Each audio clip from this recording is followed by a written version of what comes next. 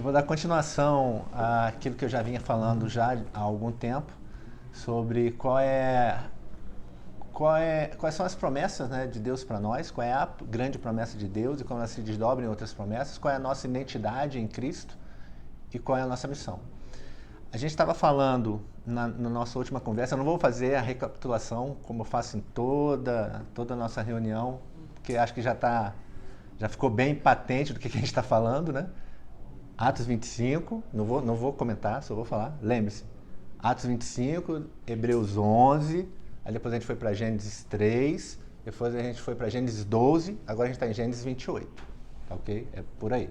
A gente falou do chamado em Paulo, esqueci de Romanos, Romanos 15. Então a gente falou do chamado em Paulo falando que a promessa é Cristo em Romanos, em Gênesis como isso se concretizou já na criação, na queda do homem, o propósito de Deus para o homem, a identidade do homem em Deus.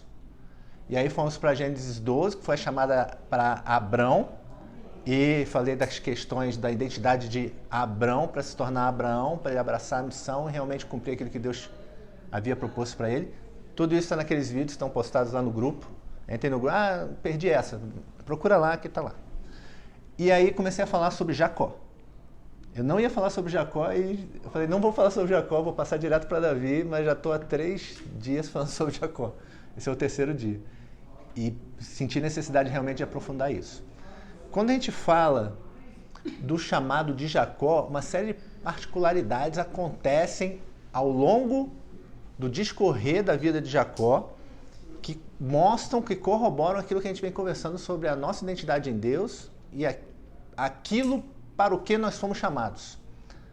Acho que vocês vão se lembrar que eu mostrei nas Escrituras que Jacó carregava na identidade dele, né, Jacó, o nome Jacó é enganador.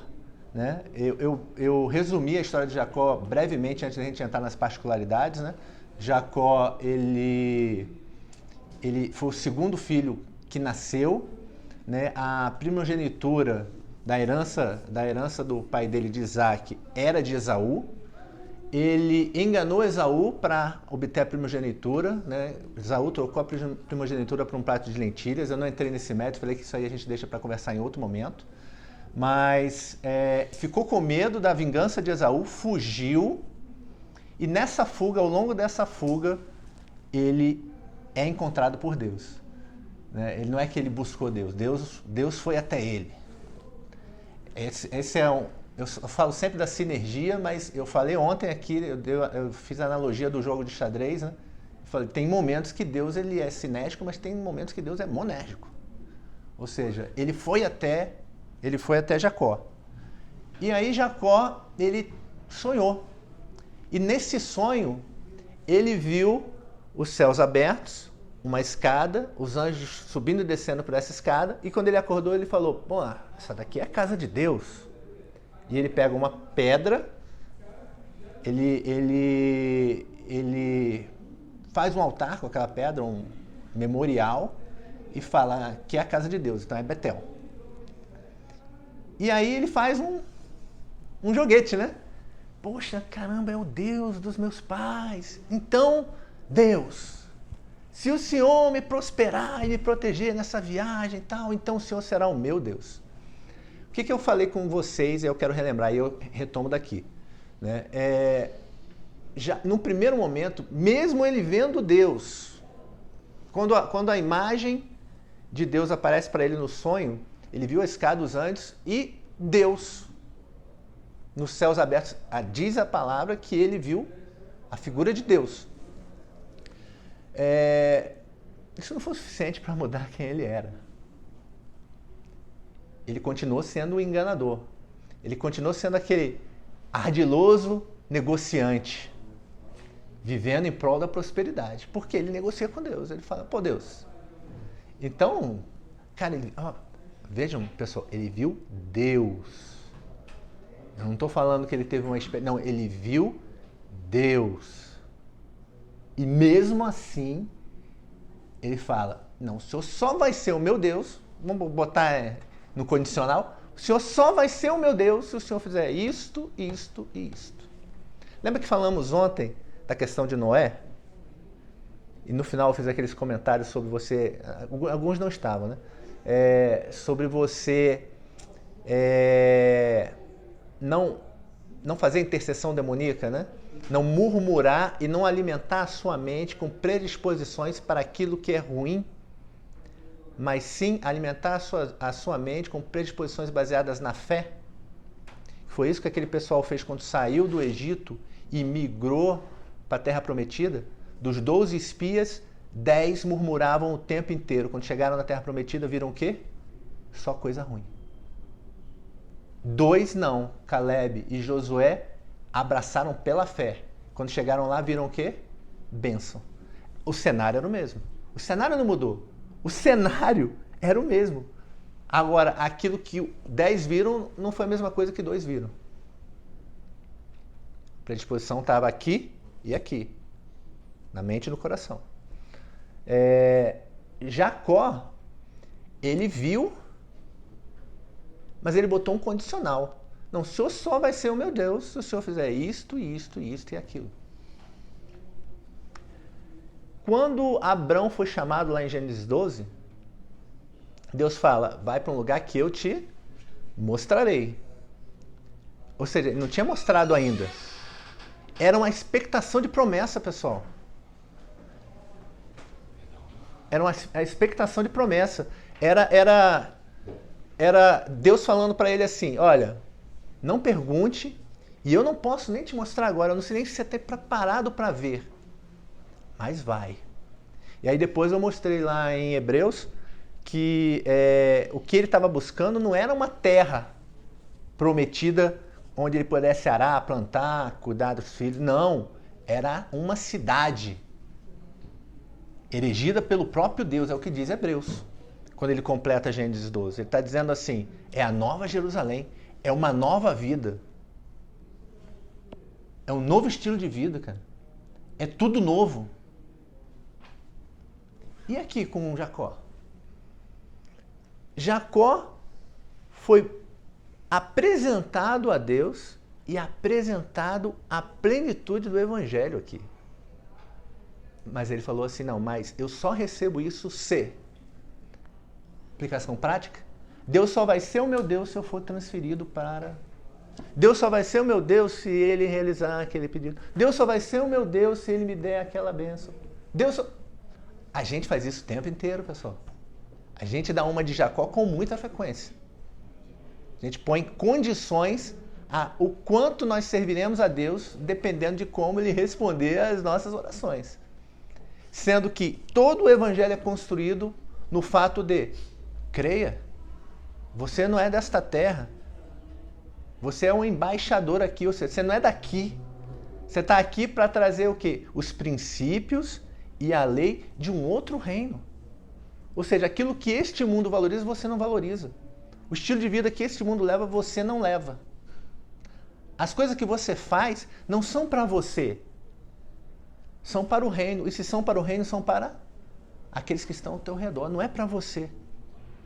Cara, é difícil você absorver isso. E Jacó não absorveu. E aí Jacó faz aquela negociata com Deus. E aí ele vai, ele é enganado por Labão, paga 7 anos por Raquel, mas recebe Lia, depois paga mais 7 anos. Ele é enganado e Deus vai fazendo ele prosperar mesmo assim. Ou seja, apesar da negligência de Jacó, da negociata de Jacó, Deus fala para ele, ó, você pode não ser fiel, mas eu sou fiel. Lembra lá em Gênesis 3?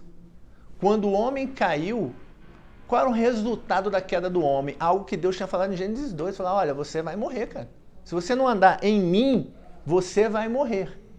Só que aí na sequência, em 3,15, ele fala o quê?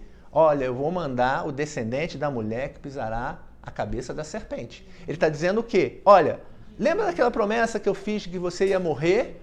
Apesar de eu ter falado isso, eu continuarei sendo fiel na sua infidelidade. Apesar de você ser essa pessoa ruim que você é, essa pessoa caída que você é, que corrobora os teus pecados todos os dias como você faz, eu vou ser o santo de Israel para você. Eu vou continuar sendo fiel as promessas e a promessa. A grande promessa. O descendente que pisaria na cabeça da serpente. E aí Deus vai sendo fiel, digamos assim, a Jacó. E aí o rebanho de Jacó prospera, ele foge da presença do sogro dele, o sogro vai atrás, ele se explica, e aí ele vai ao encontro de Esaú. E aí eu mostrei aqui na Bíblia uma coisa interessante. Ele separa as posses dele em grupos e vai mandando na frente, né? Manda esse grupo na frente para apaziguar Esaú, manda mais esse outro grupo na frente para apaziguar Esaú. Na esperança de que ele pudesse fazer alguma coisa para resolver o problema dele, na força do braço dele. E aí ele organiza, por último, depois dos bens dele, a família dele. E ele manda primeiro as servas com os filhos, depois Lia com os filhos, depois Raquel com os filhos. E haveria de se pensar, não, ele vai na frente. Não, ele não vai na frente da família dele, ele manda a família dele na frente, ele fica para trás do Val de Jaboque e manda a família dele na frente. Tipo assim, se eu perder tudo, se toda a minha família morrer, eu vou sobreviver. Qual o pensamento aqui? Eu. Lembra que eu falei em Gênesis 3? A tentação da serpente para com o homem, ela não foi satanista, ela foi o quê? Humanista. Ela não foi satanista. Ela foi, pense em você. Acho que Deus está escondendo alguma coisa aí. Não é bem assim não que Deus falou. Né? Você vai ser igual a Deus. Ou seja, ele tirou o holofote de Deus e botou o holofote em quem? Nele, em Satanás? Botou o holofote em quem? No homem. No homem. Pense em você, olhe para você. Mas e a sua vontade? Mas o que você quer? Qual é a grande lição aqui, pessoal? A grande lição é, o evangelho não é o que você quer, é o que Deus quer. E o que Deus quer? Ou vocês acham que a gente está aqui para fazer o que a gente quer? Eu sempre falo isso. Eu queria ter filho autista? Não. 2? Não. Não queria. É uma bênção. Pessoal, se eu pudesse escolher, não. Eu não vou ter aquele discurso demagogo, né? Não, mas se eu pudesse, faria tudo de novo. Não fui eu que escolhi, pessoal. É difícil ter filhos autistas. É muito difícil, não é essa benção. Vamos lá. Nessa benção no sentido comum. É uma benção, por que é uma benção? Porque Deus usou isso e vem usando isso para gerar algo em mim, algo na minha esposa, algo em todos que me conhecem e no meu caráter. Ligado diretamente à enfermidade ou não. Porque se o meu chamado é ensino e a minha identidade em Cristo se revela através do ensino, eu não poderia com propriedade ensinar as coisas que eu ensino aqui hoje se eu não tivesse sido forjado por Deus através dessa ferramenta. Vocês entendem isso? Se você está sendo abençoado por esse nosso diálogo aqui hoje, agradeça a Deus eu ter filhos autistas. Estão entendendo? Então toda a minha oração é para que Deus forje em mim aquilo que Ele quer, mesmo que eu não queira que Ele forje. Jacó não entendeu isso. Ele só pensava em si. Mas e eu? Mas é a minha vida? Mas a minha sobrevivência? Mas as minhas coisas? Tanto é que ele falou, se o Senhor fizer isso, para quem? Para mim, o Senhor vai ser o meu Deus. Quando chegou e manda o pessoal na frente, ele manda o pessoal na frente e fica por último, porque ele estava pensando em quem sobreviver? Eu, Jacó. E aí vem Deus. A Bíblia diz, lá em Gênesis 28, que Deus chega até ele, né? Em Gênesis 28 não, mais pra frente, Gênesis 30, eu acho. Que Deus chega até ele, eu não vou abrir agora não, porque depois eu quero voltar no 28. Deus chega até ele, Deus vai até ele, antes do Val de Jaboque, e ele luta com Deus. E aí o anjo pergunta para ele assim, qual é o seu nome? Aí ele fala, Jacó. Aí Deus fala o quê? Não. É como se ele falasse, e aí, quem é você? Ele fala assim, eu preciso ser abençoado pelo Senhor, eu não vou te soltar enquanto o Senhor não me abençoar. Aí ele fala, você quer ser abençoado? Quem é você? Aí ele fala, eu sou enganador. Aí, então, como é que você quer ser abençoado, ter um relacionamento comigo, como é que você quer que eu te abençoe se você é o enganador? Jacó. Jacó significa o enganador. Aí ele fala, não, você não é o enganador, você é Israel. Ele está falando a mesma coisa que ele falou para Abraão. Ah, você não é Abraão, você é Abraão. Você não é pai de uma nação, você é pai de muitas nações. Por quê? Porque você vai ser uma bênção. Olha, você não é Jacó, você é Israel. Você muda teu caráter, cara. Muda quem você é, muda as coisas que você faz, muda a maneira como você pensa o mundo, muda a tua cosmovisão. Se Deus está falando alguma coisa para nós hoje, mude a sua cosmovisão. Mude as prioridades de vida que você tem. Qual é a tua prioridade de vida hoje? É você? É a sua felicidade? É triste falar, triste para o coração carnal, né? É alegria para o coração cristão. Deus não tem compromisso com a sua felicidade. É duro, né? Mas Deus não te chamou aqui para ser feliz. Veja, como o homem carnal entende felicidade. Porque se você entende felicidade como um homem espiritual, uma pessoa espiritual, você vai ser feliz na dor.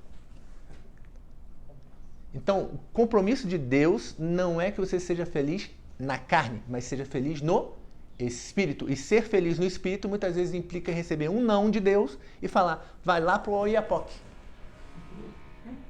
Vai lá para Guarantã do Norte. A profecia. Vai lá para Guarantã do Norte. Vocês estão entendendo? Vocês estão entendendo onde eu quero chegar? E mais na frente vocês vão ver em Gênesis 35, se eu não me engano, Deus perguntando de novo para ele e falando que ele é Israel. Mas um passo de cada vez. Eu quero parar em Gênesis 28, que eu não falei da última vez. Jacó viu os céus abertos, anjos subindo e descendo sobre uma escada, e Deus no alto dessa escadaria. Se a gente for lá em João 1, verso 50, se não me engano, abram aí, vamos ver se é 50 mesmo, ver se a minha memória está boa. Se alguém quiser ler, por favor. Aliás, eu vou ler porque está sendo gravado, né? É bom para ficar... A voz fica melhor. O celular do Rodrigo já quer ler. Espera lá, que nem outra coisa. É 51. É 51, na verdade. Não, vamos lá, vamos ler do 50. O que acontece aqui? Jesus encontra Natanael, né? E aí, eles falam assim, ó, Natanael, tem um homem aqui que é aquele que Moisés havia prometido. Ele é um Messias, né? É um pregador de Nazaré. Aí, Natanael fala, por acaso vem alguma coisa boa de Nazaré? Tipo assim, Nazaré? Tá de sacanagem. Aí, Simão fala para ele, né? Filipe fala para ele, vem e vê. Vem e vê. Aí quando ele chega lá, né? Aí Cristo fala para ele, eis aqui um verdadeiro israelita, em quem não há dolo. Aí, né? Natanael fala assim, mas você me conhece de onde, né? Você me conhece de onde? Na verdade, eu o vi quando você estava lá embaixo da figueira. Aí Natanael fala, né? Então Natanael declarou no 49, Mestre, tu és filho de Deus, tu és o rei de Israel. Jesus disse, você crê porque eu disse que o vi debaixo da figueira, você verá coisas maiores do que essa. Se você vai ver coisas maiores do que essa. E aí ele faz o link com o que Jacó viu. Digo a verdade, vocês verão o céu aberto e os anjos de Deus subindo e descendo sobre o Filho do Homem. Pessoal, não tem como dizer que esse aqui não é o que Jacó viu. É idêntica à analogia que Cristo faz. Então, o que Jacó viu? Agora vamos voltar lá. O que Jacó viu? Jacó viu Cristo. Ele viu uma prefiguração de Cristo. Ou seja, ele viu a reafirmação da promessa que ele havia feito lá em Gênesis 3. Da promessa que ele havia feito em Gênesis 12 para Abraão. Aí ele volta e fala da promessa para Jacó. Tudo é sobre a promessa de redenção. E aí Jacó fala, ok, essa daqui é Betel, a casa de Deus. Vão em Mateus 18, 18. Mateus 18 é muito conhecido como aquela passagem que a gente usa para exercer disciplina dentro do corpo eclesiástico, né? Dentro da igreja. É o que a maioria de nós se lembra dessa passagem. Mas Mateus 18, 18 fala também uma coisa a mais. Acho que a gente pode ler talvez através, a partir do, deixa eu ver aqui, do 18 mesmo. Vamos lá. Digo a verdade, tudo que vocês ligarem na terra será ligado no céu. E tudo que vocês desligarem na terra terá sido desligado no céu. Também digo, se 2 de vocês concordarem na terra em qualquer assunto sobre o qual pedirem, isso será feito a vocês por meu Pai que está nos céus. Pois onde se reunirem 2 ou 3 em meu nome, ali eu estou no meio deles. Vamos lá. Jacó viu só Cristo ali? Jacó não viu só Cristo. Ele viu Cristo e o ministério de Cristo. Porque a escada é a imagem. Só que a escada faz o quê? Ela liga o céu à terra. Então o que Jacó viu? Jacó viu. Aí ele intuitivamente falou, aqui é a casa de Deus. Qual é a casa de Deus hoje? A igreja. Jacó viu o que ali? Cristo e a igreja. Jacó viu Cristo e a igreja. Quando ele começa, Cristo começa a falar, né? Olha, se o teu irmão pecar contra ti, vá até ele, conversa com ele, se ele permanecer, você chama, né, 2 junto contigo, irmãos maduros, conversa com ele e tal. Se ele continuar impenitente, você vai e diz-o à igreja, à congregação, né? E se mesmo assim ele não se arrepender, trata-o como publicano, ou seja, ele não está ligado. Vocês percebem que a questão é igual à ceia, né? Eu não sei se eu deveria falar isso gravando, mas vou falar. É igual à ceia, quando a gente acha que o exercício da ceia é uma mera ação religiosa eclesiástica de pode tomar a ceia, não pode tomar a ceia. Isso não é a ceia. A gente já conversou sobre isso aqui. Aqui é a mesma coisa. O exercício da disciplina eclesiástica não é desligo ou desligo da minha denominação. Você percebe que o ato de estar ligado ou não estar ligado aqui não é ação de cima para baixo. Ou seja, não é da liderança para... Não, é o cara. É o cara. Ou seja, eu chamei e ele não veio. Aí veio nós mais 3 aqui, ele não veio. Aí veio a igreja amar o cara e ele não quis ser amado. Aí Cristo fala assim, então, esse cara ele não está ligado. Não é que ele foi desligado, ele não está ligado. Aquela escada não funciona para ele. A escada está ali, você está mostrando a escada para ele, está mostrando os céus abertos e ele não sobe e nem desce. É isso. Ele não percorre o caminho. Ele não transita. Assim como Jacó também não transitava. Jacó olhou e não transitou. Ele só viu. Aí é o cristão nominal. É aquele camarada que está nos cultos das suas congregações. Eu não estou falando só do domingueiro, não, como a gente fala, né? O cara que vai só domingo. Eu estou falando do igrejento. Aquele que vai de segunda a segunda, ele está lá. Toda reunião ele está lá. E o cara vai, ele é do Ministério de Louvor, ele é do Ministério Evangelístico, ele recebe o título de missionário, de evangelista fulano de tal, missionário fulano de tal. O cara é assim, ele é o protótipo do religioso. Mas ele não percorre o caminho. Ele não está em comunhão. Por quê? Porque não estar em comunhão com a igreja, pessoal, é não ter o Espírito Santo de Deus.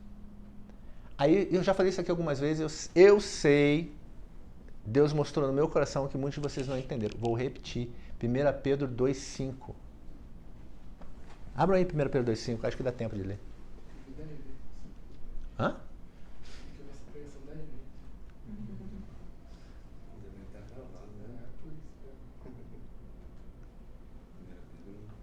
Eu vou ler do 4, né? À medida que se aproximaram dele, a pedra viva, dele que é em Cristo, rejeitada pelos homens, mas escolhida por Deus e preciosa para ele, vocês também estão sendo utilizados como pedras vivas na edificação de uma casa espiritual, para serem sacerdócio santo, oferecendo sacrifícios espirituais aceitáveis a Deus por meio de Jesus Cristo. Pois assim é dito na Escritura, eis que põe em Sião a pedra angular, escolhida e preciosa, e aquele que nela confia jamais será envergonhado. Vou repetir. Vocês... Não, vou falar de uma maneira melhor. Eu não sou o templo do Espírito Santo de Deus. Nós somos o templo do Espírito Santo de Deus. O Espírito Santo vive em mim? Sim. Mas ele só vive em mim porque eu sou uma pedra neste templo. Estão entendendo? Imagine, quer ter uma imagem mental? Imagine o templo de Salomão, o Santo dos Santos, várias pedras formando aquela sala, o Santo dos Santos. Quando o Espírito Santo vinha, o Shekinah de Deus descia, ele enchia aquela sala, ele banhava todas aquelas pedras que estavam ali. É isso. Você não está em comunhão com a igreja, denota que você não segue aquele caminho visto por Jacó. E repetido por Cristo em João 1 e corroborado em Mateus 18. O que não quer dizer que você é um crente denominacional. Eu não estou falando disso, porque existe aquele que está na denominação, mas ele não está na igreja. Ou vocês acham que o que é isso aqui, essa reunião? Ou você que está aí me assistindo, em espírito ligado com o que está acontecendo aqui, você não acha que nós somos pedras do mesmo templo? E não estamos fisicamente no mesmo lugar. E aí, vamos voltar lá em Gênesis, para finalizar Jacó e a gente encerrar, né? Passou super rápido, já está acabando. É Gênesis 32, se eu não me engano. Deixa eu ver se é isso mesmo.